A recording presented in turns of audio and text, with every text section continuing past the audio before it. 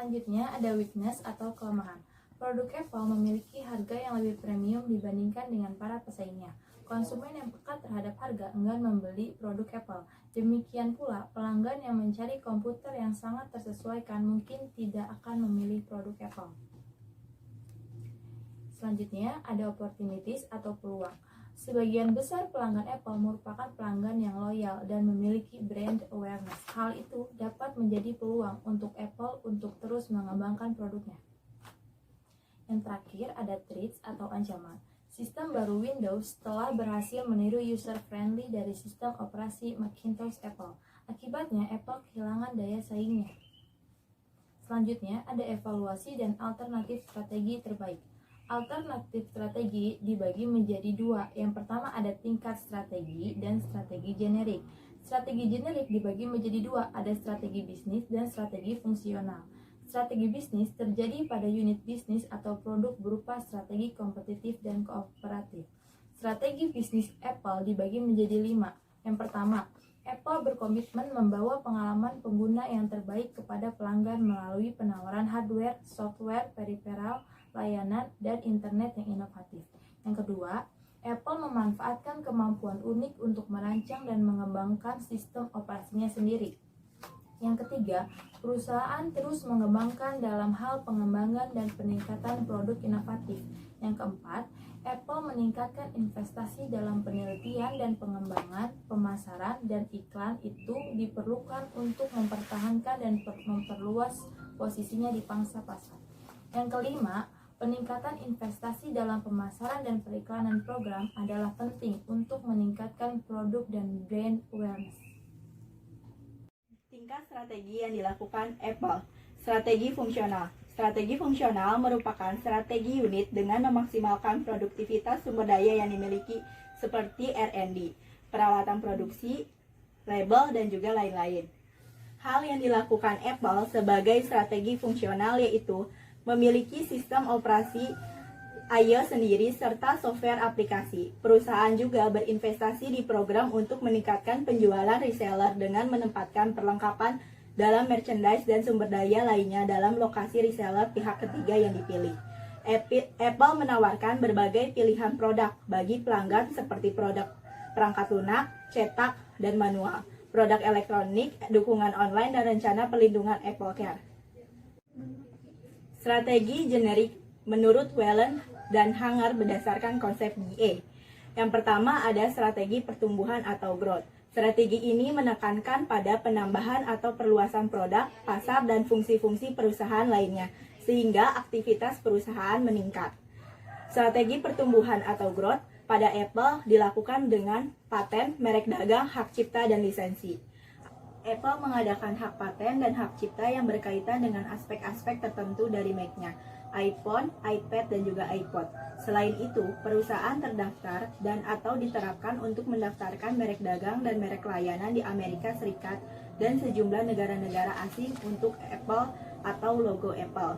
Apple percaya kepemilikan paten tersebut, hak cipta, merek dagang, dan merek layanan merupakan faktor penting dalam bisnis dan bahwa keberhasilannya tergantung sebagian pada kepemilikan daripadanya. Perusahaan mengandalkan keterampilan yang inovatif dan juga kompetensi teknis.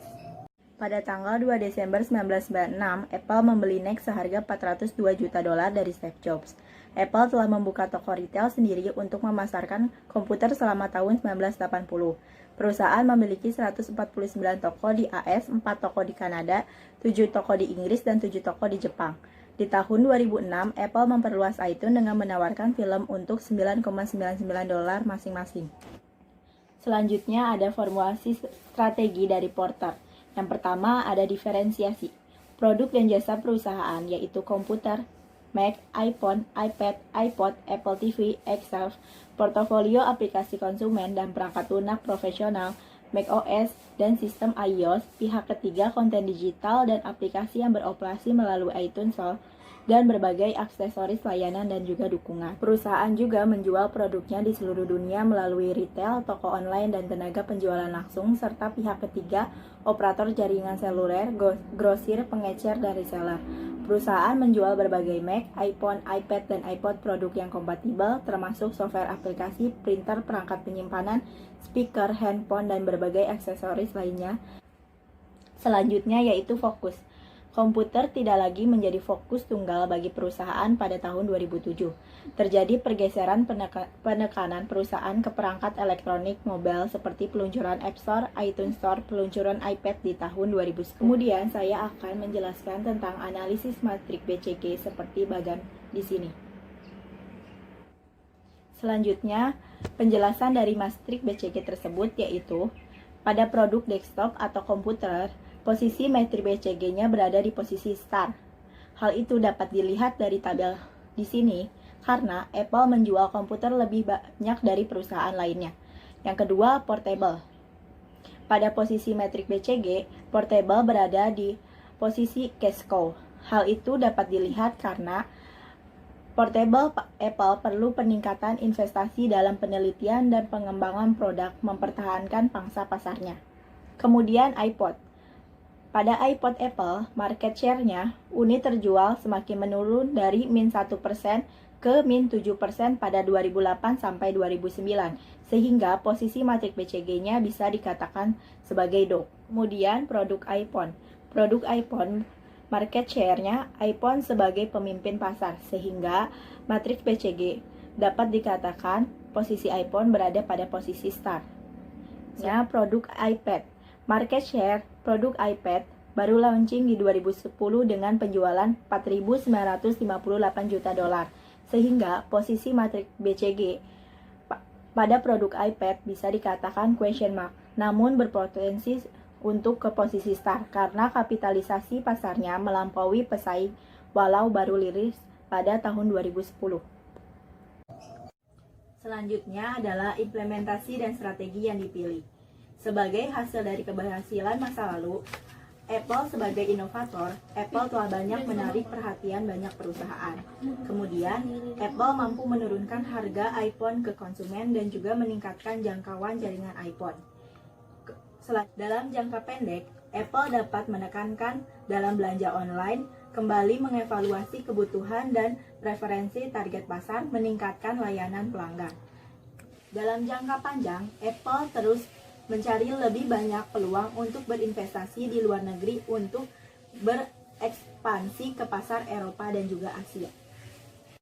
Demikianlah beberapa hal yang bisa kelompok 3 sampaikan mengenai kasus Apple tersebut.